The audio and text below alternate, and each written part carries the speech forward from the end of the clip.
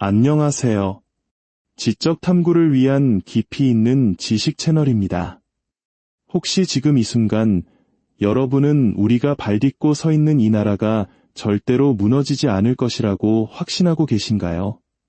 매일 아침 눈을 뜨면 은행은 어김없이 문을 열고 편의점에서는 원하는 물건을 살 수 있으며 월급날이 되면 통장에 약속된 금액이 들어올 것이라는 믿음.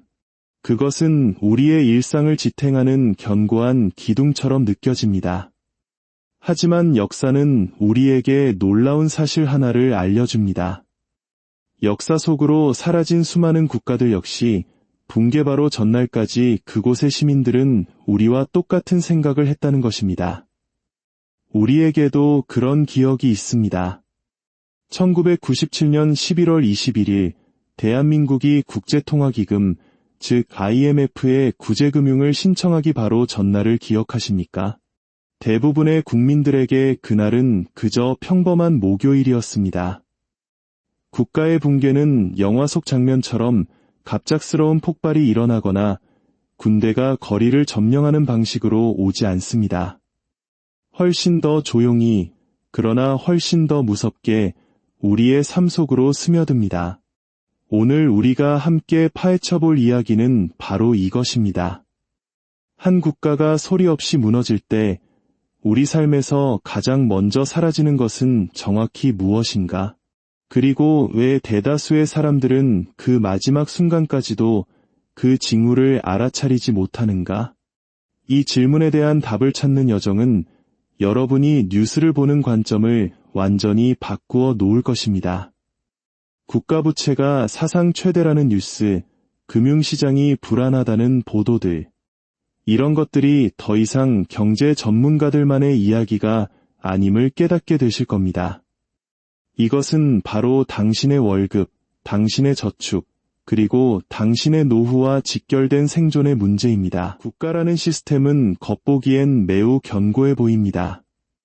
거대한 정부 청사가 있고 공무원들이 출근하며 법이 집행되고 세금이 거칩니다. 우리는 이런 모습을 보며 안도감을 느끼죠. 하지만 이는 거대한 빙산을 보는 것과 같습니다. 수면 위로 보이는 것은 전체의 10%도 채 되지 않습니다. 진짜 위험은 차갑고 어두운 수면 아래에 도사리고 있습니다. 현대 국가는 예외 없이 빚을 지고 살아갑니다. 국가 부채, 아마 들어보셨을 겁니다. 국가도 우리처럼 돈을 빌립니다. 다만 그 규모가 상상을 초월할 뿐이죠. 2023년 기준 대한민국의 공식적인 국가 부채는 약 1100조 원에 달합니다. 1100조. 감이 오시나요? 만약 여러분이 1초에 100만 원씩 쓴다고 해도 이 빚을 다 갚으려면 무려 34년이 넘게 걸립니다. 하지만 정부는 말합니다. 걱정 마십시오. 우리 경제 규모에 비하면 감당할 수 있는 수준입니다. 다른 선진국들도 모두 이 정도 빚은 있습니다. 사람들은 그 말을 믿고 안심합니다.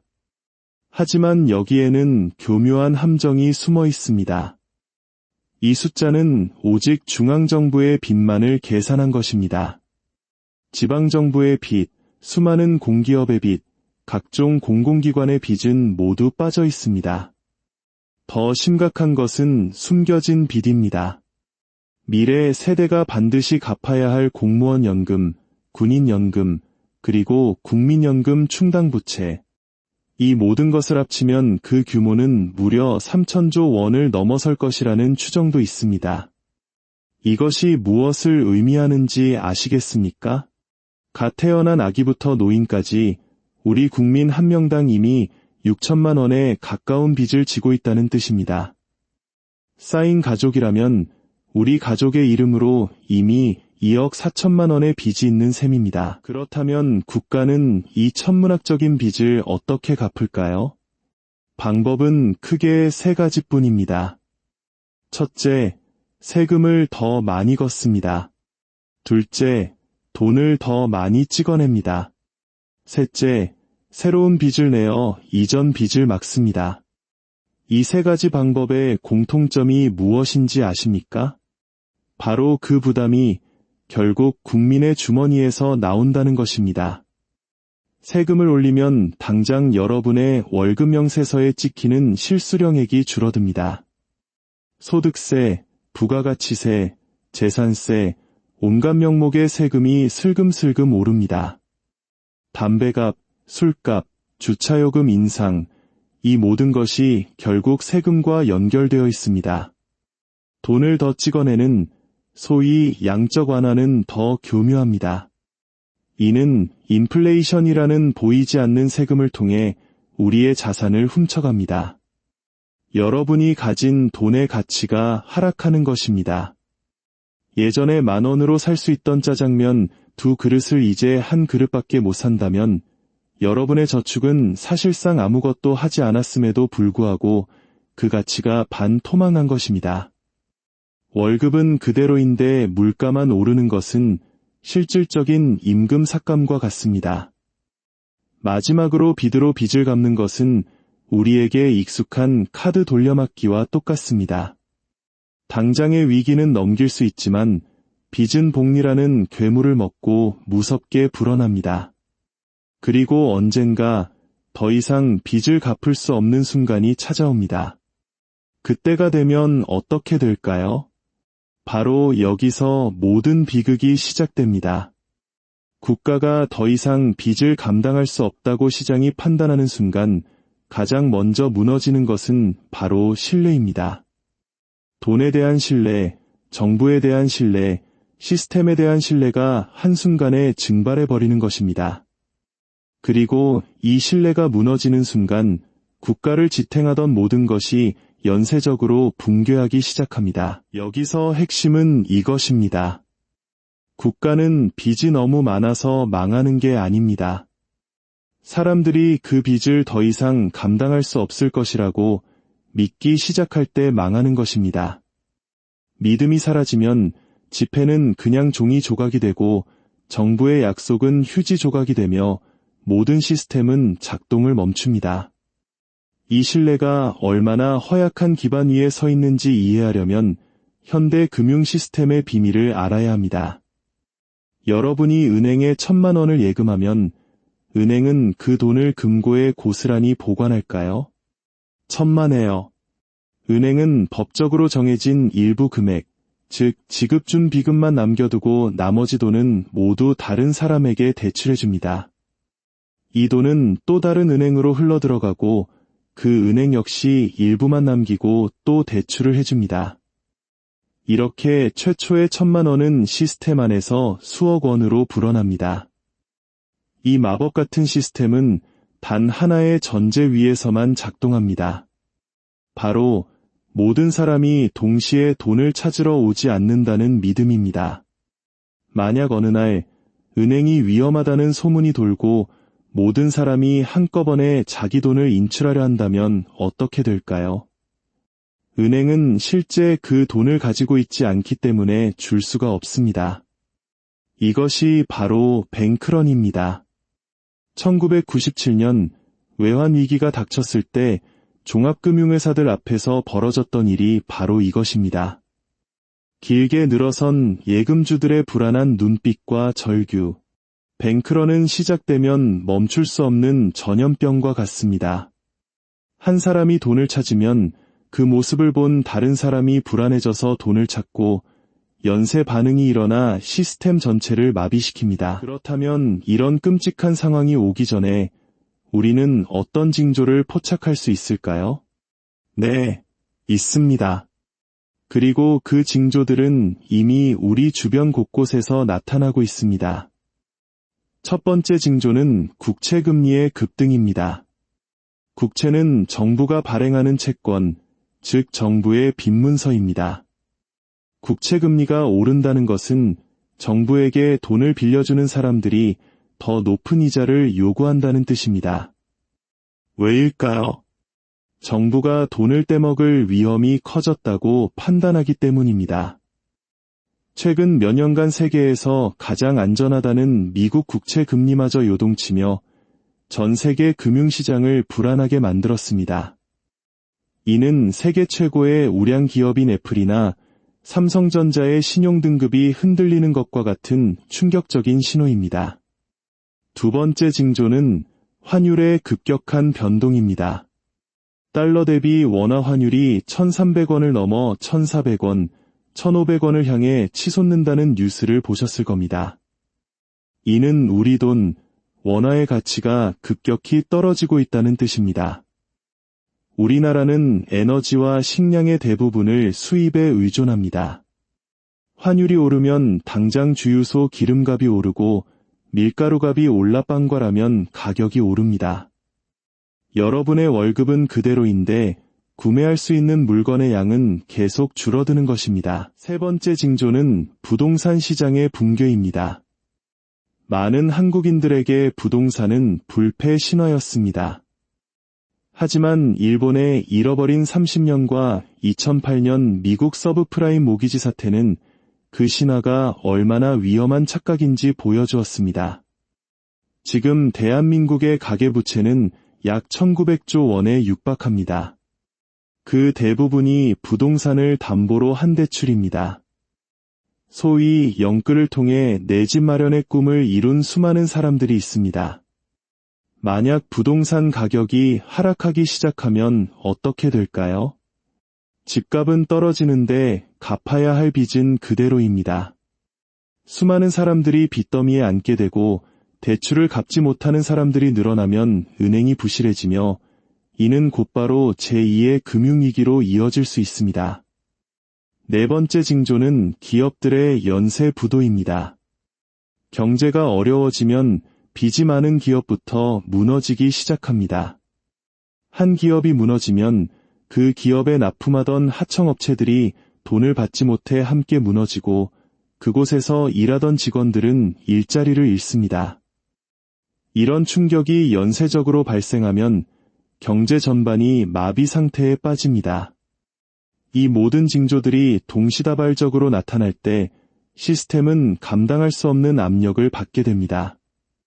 마치 댐의 여러 곳에서 동시에 균열이 생기는 것과 같습니다. 하나하나는 막을 수 있을지 몰라도 모든 균열이 한꺼번에 터지면 댐은 무너질 수밖에 없습니다. 이제 우리는 핵심 질문에 도달했습니다.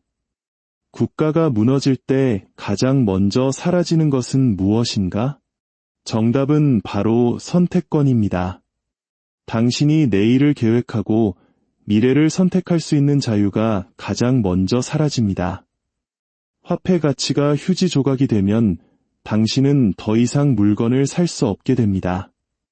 평생 모은 저축은 하룻밤 사이에 의미를 잃고 아무리 열심히 일해도 벌어들인 돈으로 가족을 먹여 살릴 수 없게 됩니다. 기업들이 무너지면서 일자리가 사라집니다. 경제가 멈춰버렸기 때문에 새로운 일자리는 생기지 않습니다. 일하고 싶어도 일할 곳이 없는 시대가 옵니다. 경찰과 같은 공공 서비스가 마비되면 안전도 사라집니다. 범죄가 급증하고 폭력이 일상화됩니다. 의료 시스템이 붕괴되면 아파도 치료받을 수 없습니다. 약을 구할 수 없고 병원은 문을 닫습니다. 2010년 재정 위기를 겪은 그리스에서는 실제로 이런 일들이 벌어졌습니다. 공무원 월급이 끊기고 연금이 삭감되고 병원에는 약이 없어 환자들이 죽어갔습니다. 내일이 오늘보다 나아질 것이라는 기대, 노력하면 보상받을 수 있다는 믿음, 즉 희망이 사라집니다. 사람들은 절망하고 분노하며 서로를 원망하기 시작합니다. 그렇다면 이 모든 악몽을 피하기 위해 개인으로서 우리는 무엇을 할 수 있을까요? 완벽한 해결책은 없습니다. 하지만 살아남기 위해 당장 준비해야 할 것들이 있습니다. 복잡하지 않습니다. 딱 3가지, 자본의 방어, 생존 능력, 그리고 심리적 무장입니다. 먼저, 자본의 방어입니다. 어느 날 아침 스마트폰 뱅킹 앱이 작동하지 않고 모든 카드 결제가 거절된다고 상상해 보십시오. 그런 순간 당신의 주머니에 있는 약간의 실물 현금만이 당신과 가족의 저녁 식사를 책임질 수 있습니다. 빚은 당장 줄여야 합니다. 특히 변동금리 대출은 시한폭탄과 같습니다. 그리고 은행 예금만 믿어서는 안 됩니다. 예금자 보호 제도는 한두 개의 은행이 무너질 때를 가정한 것입니다. 시스템 전체가 흔들릴 때 그 돈을 모두 보상해줄 재원은 존재하지 않습니다. 자산의 일부는 반드시 실물 현금으로 그리고 가치가 보존되는 실물 자산으로 분산해야 합니다. 화폐 가치가 폭락할 때를 대비해 최소 3개월에서 6개월치의 식량, 물, 생필품을 비축해두는 것은 과도한 준비가 아니라 생존을 위한 기본 매뉴얼입니다. 다음은 생존 능력입니다. 위기의 시대에는 돈의 힘이 약해지고 능력이 모든 것을 결정합니다. 당신이 무언가를 만들 수 있는가, 고칠 수 있는가, 가르칠 수 있는가. 2001년 아르헨티나가 국가 부도를 선언했을 때 살아남은 사람들은 은행원이나 금융 전문가가 아니었습니다. 전기 기술자, 배관공, 목수, 요리사처럼 손으로 무언가를 할 수 있는 기술을 가진 사람들이었습니다. 지식 또한 생존 능력입니다. 경제 시스템이 어떻게 작동하는지 이해하고 뉴스의 이면을 읽어낼 수 있어야 합니다. 정보를 읽는 능력이 없으면 당신은 그저 혼란 속에서 휩쓸려 갈 뿐입니다. 건강 역시 가장 중요한 생존 능력입니다. 평소에 건강을 관리하지 않으면 의료 시스템이 마비된 위기 상황에서 당신을 지켜줄 것은 아무것도 없습니다. 운동하고 제대로 먹고 충분히 쉬십시오. 이것은 사치가 아니라 생존 전략입니다. 마지막으로 자산과 수입원을 다양화해야 합니다. 월급 하나에만 의존하면 회사가 무너질 때 당신의 소득은 0이 됩니다. 하나의 바구니에 모든 달걀을 담지 않는 것, 이것이 위기 대응의 기본입니다. 마지막으로 가장 중요한 심리적 무장입니다. 놀랍게도 위기 상황에서 사람을 죽이는 것은 배고픔이 아니라 공포와 절망입니다. 1997년 IMF 외환 위기 당시 수많은 가장들이 스스로 목숨을 끊었습니다. 경제적 어려움도 컸지만 심리적으로 무너졌기 때문입니다. 위기가 닥치면 혼자서는 견딜 수 없습니다. 우리에겐 네트워크가 필요합니다. 가족, 친구, 이웃, 서로 돕고 의지할 수 있는 공동체 말입니다. 돈이 제대로 작동하지 않는 사회에서는 물물교환이 다시 등장하고 공동체가 생존의 기본 단위가 됩니다. 위기가 오면 그 관계가 당신을 살릴 것입니다. 그리고 평정심을 유지해야 합니다. 역사를 보면 위기 속에서 냉정함을 유지한 사람들이 살아남았습니다. 공황 상태에 빠진 사람들은 잘못된 결정을 내리고 더 깊은 나락으로 떨어졌습니다. 지금부터 스트레스 관리 방법을 익히고 마음의 근육을 단련해야 합니다. 지금까지 우리는 국가가 무너질 때 일어나는 일들을 살펴봤습니다.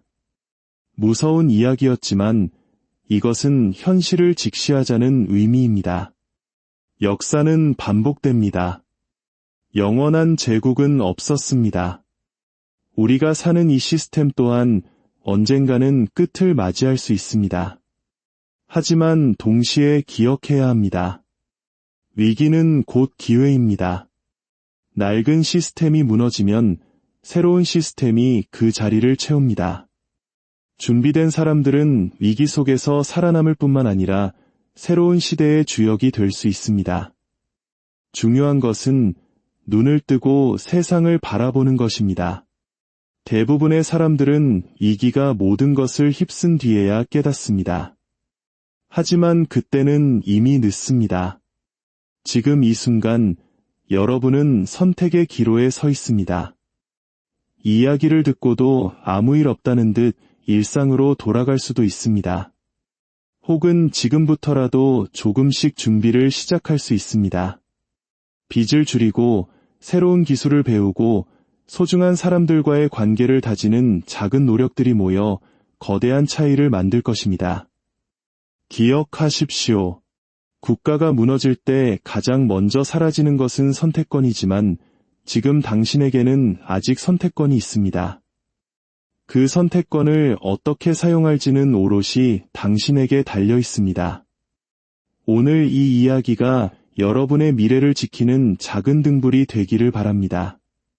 오늘 내용이 의미 있었다면 이 지혜를 주변의 소중한 사람들과도 함께 나눠주시길 바랍니다. 여러분의 구독과 공유는 더 깊이 있는 지식을 나누는데 큰 힘이 됩니다.